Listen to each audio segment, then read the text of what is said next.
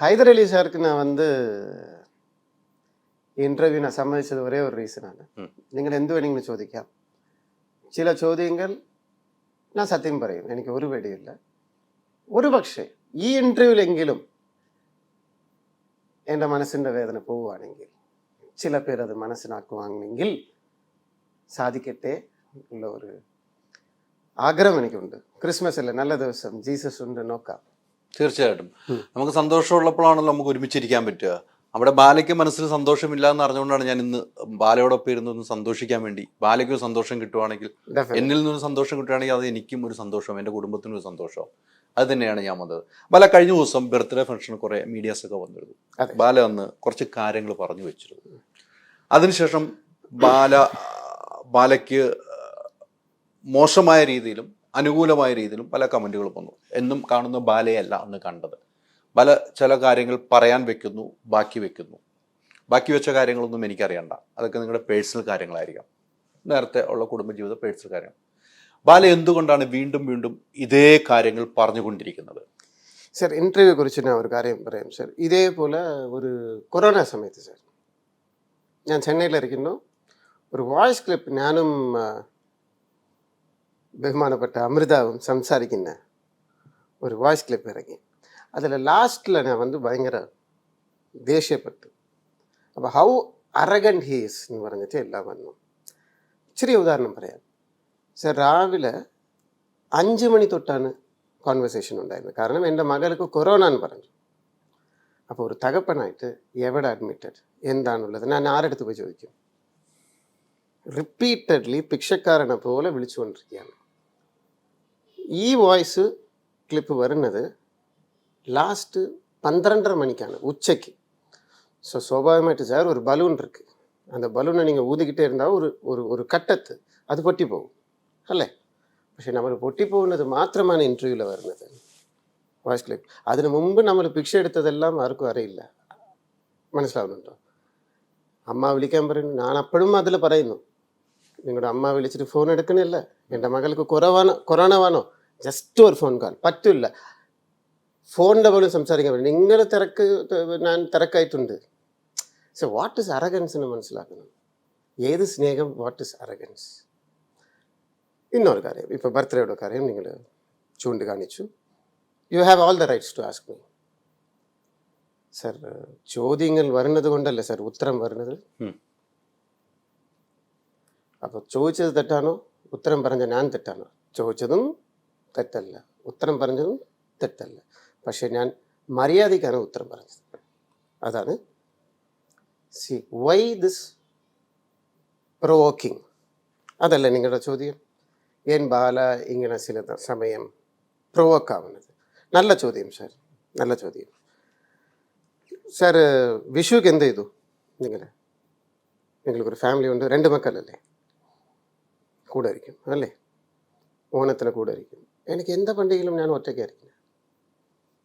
വിഷു ആയാലും new year ആയാലും Christmas ആയാലും ഞാൻ ഒറ്റയ്ക്കായിരിക്കുന്നത്. അപ്പോൾ എൻ്റെ ഒരു ആഗ്രഹം, ഞാൻ ഇന്ന് ഈ ഇൻ്റർവ്യൂവിൽ ഒരു നടനായിട്ടോ ഇല്ല ഒരു പൈസ ഉള്ള ഒരു മനുഷ്യനായിട്ടോ അല്ല ഇൻ്റർവ്യൂ കൊടുക്കുന്നത്. ഞാൻ തകപ്പനായിട്ട് ചോദിക്കുന്നു, എൻ്റെ മകൾ എവിടെ? ഇത് ചോദിക്കുന്നത് തെറ്റാണെങ്കിൽ ഞാൻ ഒരു തെറ്റായിട്ടുള്ള മനുഷ്യൻ സാർ. എൻ്റെ മകളെ, സ്വന്തം മകളെ സ്നേഹിക്കുന്ന ഈ അച്ഛൻ തെറ്റായിട്ടുള്ള മനുഷ്യന് സ്റ്റാമ്പ് കുത്തുന്നേ. കുറച്ചുകൂടെ അറഗൻ്റായിട്ട് ഞാൻ ഉത്തരം പറയണമെങ്കിൽ, ഈ ദിവസം നിങ്ങളുടെ 2 മക്കളെ നിങ്ങൾ കാണാതിരിക്കും. സിമ്പിൾ ചോദ്യം. എത്ര നിങ്ങൾ മക്കളെയും നിങ്ങളുടെ വൈഫിയും സ്നേഹിക്കുന്നുള്ള കാര്യം എനിക്കറിയാം. ഒറ്റ ദിവസം അവർ നിങ്ങൾക്ക് കാണുന്നില്ല. സാർ, മൈക്കും പിടിച്ച് നിങ്ങൾ പോയി ഇൻ്റർവ്യൂ എടുക്കുമോ? പറ്റുമോ നിങ്ങൾക്ക്? പറ്റത്തില്ല. ഒരു ചോദ്യവും നിങ്ങളുടെ നാവിലേന്ന് വരില്ല. നിങ്ങളുടെ ചിന്ത മുഴുവൻ അവിടെ ആയിരിക്കും. അവർ സേഫ് ആണെന്ന് പറഞ്ഞാൽ നമ്മൾ ഓക്കെ ആണോ? ചിലപ്പോൾ അതായിരിക്കും. അറിഞ്ഞാൽ நம்மளும் சரி விட்டுருங்க. ரொம்ப சிம்பிளாக ஒரு கேள்வி கேட்குறேன். ഈ ഇൻ്റർവ്യൂവിലെങ്കിലും വളരെ വ്യക്തമായിട്ട് എനിക്കറിയാവുന്ന മലയാളത്തിൽ തന്നെ ഞാൻ ചോദിക്കാം. ബാല ചെയ്യുന്നത് തെറ്റ്, അങ്ങനെ വയ്ക്കാം. சார் ஹைகோர்ட்டுக்கு விலை இல்லை, തീർച്ചയായിട്ടും சுப்ரீம் கோர்ட்டுக்கு விலை இல்லை, அப்போ அவர் கொடுத்துருக்க ஆர்டருக்கு விலை இல்லை, அவர் எல்லாரும் மண்டமாரா? என்ன நியமம் என்ன? എല്ലാ മാസവും സെക്കൻഡ് സാറ്റർഡേ ഞാൻ കാണണം. കുട്ടിയെ കാണണം. ആമാ ഉം. കാണിച്ചിരിക്കണം. ഉം.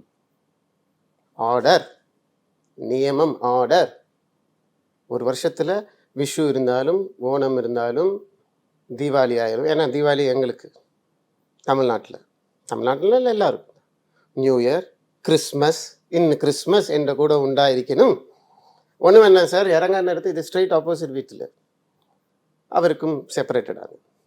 നല്ല കുടുംബം, അവരെക്കുറിച്ച് പറയാൻ എനിക്ക് അർഹതയില്ല. പക്ഷേ എന്തായാലും 2 മകൾ ഇവിടെ വന്ന് എനിക്ക് കേക്കെല്ലാം കൊടുത്താங்க. അത് അദ്ദേഹത്തിൻ്റെ അവകാശം.